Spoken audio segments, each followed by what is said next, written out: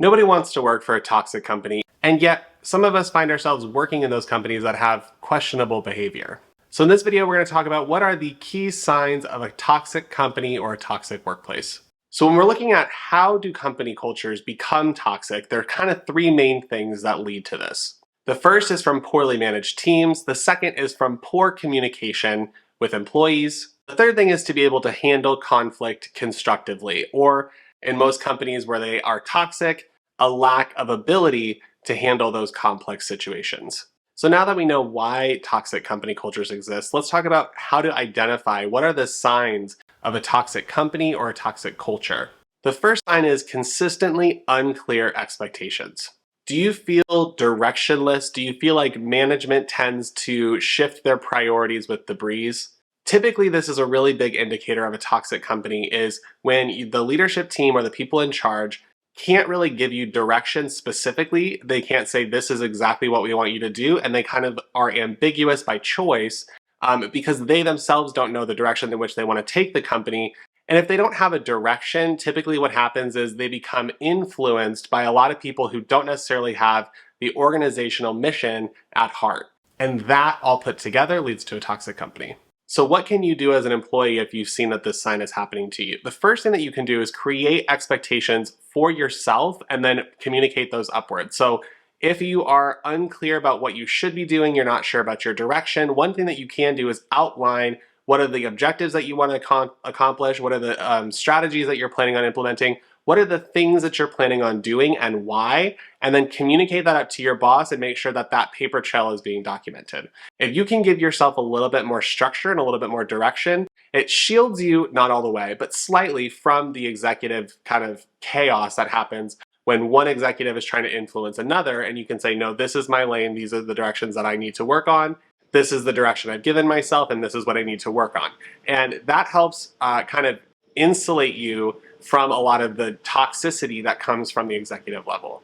The second sign of a toxic company is normalized undermining behavior. Now, I have another video about undermining if you want to go watch that, but basically any time that someone is intentionally dragging you through the mud or making you look bad, or just constantly kind of poking out the flaws that you have without providing some sort of help or some sort of guidance or opportunity, that's usually a sign that someone's trying to undermine you. With toxic companies specifically, there's a lot more okayness or people being fine with other people being undermined, where if you were to be completely outside of your organization, let's say you were at a party or something, and someone comes up to you and they critique your outfit, they call you names or whatever, your immediate response would be, okay, like, why are you talking to me that way?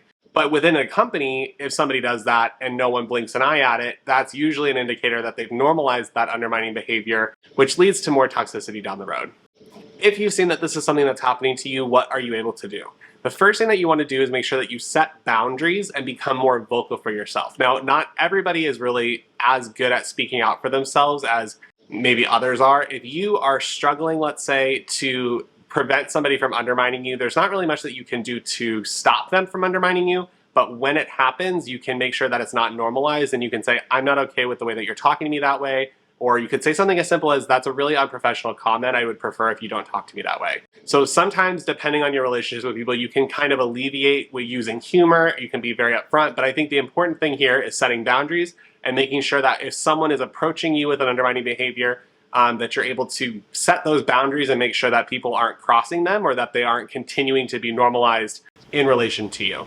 The third sign of a toxic company is a lack of appreciation. If you've seen that you are working at this company and you've been doing really well and you've seen that other people are doing really well and there's no congratulations going around, there's no acknowledgement of teamwork, there's no support of really cool things happening, that's usually a sign that a company is toxic and they don't really have a great working condition.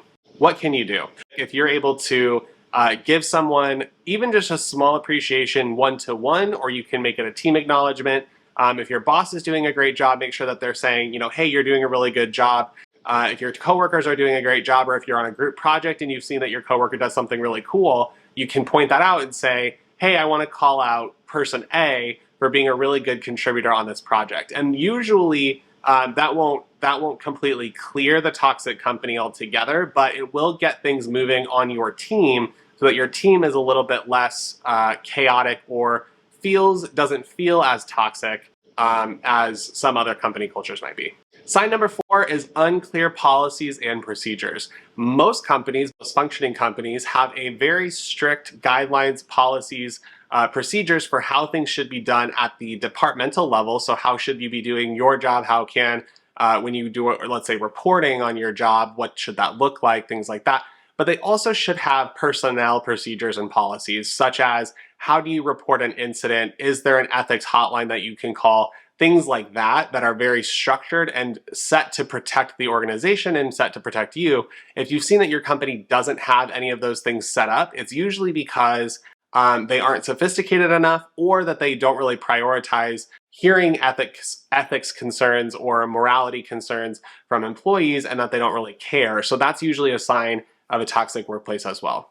So what can you do? The first thing that you can do is CYA, cover yourself and make sure that you don't get into any trouble. And if you do get into trouble, that you have documentation talking about what you should be doing and why. The second thing I would recommend, if you're in this situation with a company that doesn't have policies, they don't have procedures, I would maybe look for a different job. I would make sure to prioritize a company that has their ethics at the front of their policies, and making sure that whenever you're stepping into a company culture or company organization, that there's an outlet for a lot of the issues or concerns that you have. Sign number 5 is unresolved conflicts. If you walk into a company, or you're in a company where person A and person B have been in a fight for years and there's been no resolution, or this person has a vendetta against this person, and I know it sounds weird if you aren't in a company where that happens a lot. I have worked in organizations where people have had decades-long disputes, and they continue to work together, but it's very toxic, and you can see it when companies don't